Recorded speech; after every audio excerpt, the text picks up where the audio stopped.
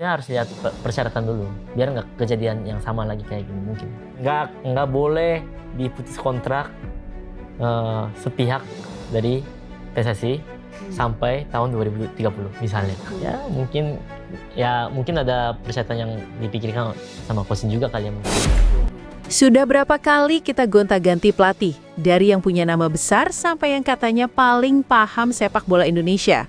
Tapi hasilnya tetap sama. Patrick Kluivert dan tim kepelatihan dari Belanda sudah resmi mengakhiri kerjasama dengan PSSI. Kegagalannya membawa timnas lolos Piala Dunia 2026, membuat fans marah, kecewa, media ribut, dan sekarang semua orang sibuk menebak siapa penggantinya. Tapi pertanyaannya, apa yang akan berubah kalau sistemnya masih sama?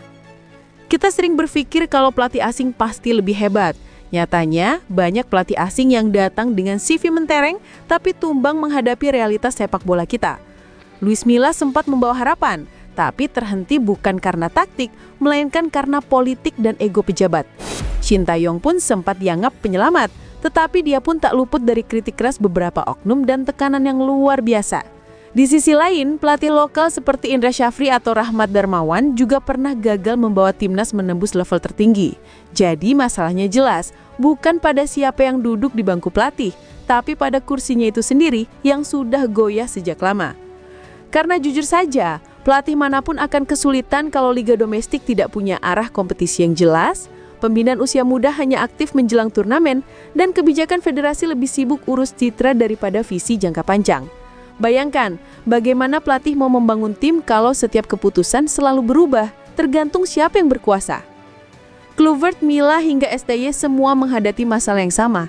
Tidak ada fondasi yang kuat untuk membangun sistem permainan modern. Jadi ketika pelatih gagal, yang sebenarnya gagal adalah struktur sepak bola kita sendiri. Akan nanti dikonfrontir dengan Pak Marji dan juga official timnas bahwa yang berkuasa itu di timnas itu adalah 2S yang saya sebutkan beberapa waktu yang lalu. Sedikit demi sedikit rumor bobroknya federasi mulai terkuak. Politisi Gerindra, Andre Rosiade, mengungkap ada 2 orang berinisial S yang justru paling berpengaruh dalam setiap keputusan besar timnas. Permainan yang kotor dengan tujuan yang ingin merusak prestasi timnas mulai terkuak. Federasi pun tutup mata melihat rumor ini di tengah kegelisahan masyarakat. Sekarang kita dialihkan untuk fokus mencari pelatih pengganti Kluivert. Muncul 3 nama besar yang disebut masuk dalam radar PSSI. Pertama, Shin Tae-yong yang kabarnya bisa saja kembali karena masih punya dukungan kuat dari publik. Tapi apakah dia mau menghadapi sistem yang sama seperti dulu? Dia sering bentrok dengan federasi dan dikritik hanya karena kesalahan kecil.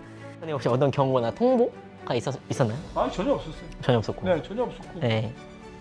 이거 아시다시피 6일 9시 반에 만나자 해서 그냥 만났는데 네. 그냥 감독 계약해줬어. 또 이거 뭐지? 이제 Kedua, Jesus Casas, pelatih Irak yang berhasil angkat performa tim. Gaya mainnya modern dan agresif, tapi kalau dia datang ke Indonesia tanpa dukungan struktur yang kuat, hasilnya bisa sama saja. Hello. Good. Welcome, coach. Thank you. Welcome, coach. Casas. Dan ketiga, Bojan Hodak, pelatih Persib Bandung yang lagi naik daun di Liga 1. Hodak dikenal tegas dan paham karakter pemain lokal. Tapi jadi pelatih klub dan pelatih timnas itu dunia yang berbeda. Apalagi kalau dia juga harus berhadapan dengan tekanan politik dan ekspektasi publik seperti pelatih-pelatih sebelumnya. Siapapun nanti yang duduk di kursi panas itu akan menghadapi sistem yang sama. Sistem yang lebih sering menjatuhkan daripada mendukung. Ganti pelatih itu mudah, tapi memperbaiki cara berpikir dan membangun fondasi yang kuat, itulah yang sulit. Terima kasih, salam olahraga.